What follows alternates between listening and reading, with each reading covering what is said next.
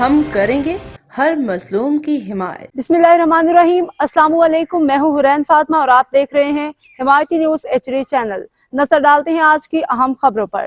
سلسلہ 11ویں شریف عظمت قرآن مسجد مدثر جعفر شہید کوٹ بصیرہ ملک غلام جعفر آوان، ملک مبشر جعفر آوان کے زیر نگرانی ملک محمد اعجاز، ملک رجب علی، ملک شاہد محمود، ملک عامر شہزاد، ملک لیاقت علی، ملک امانت علی، ملک عتیق الرحمان، ملک ارباز کے زیر انتظام و ملک رفاقت علی کی معاونت سے محفل میلاد کا اہتمام کیا گیا۔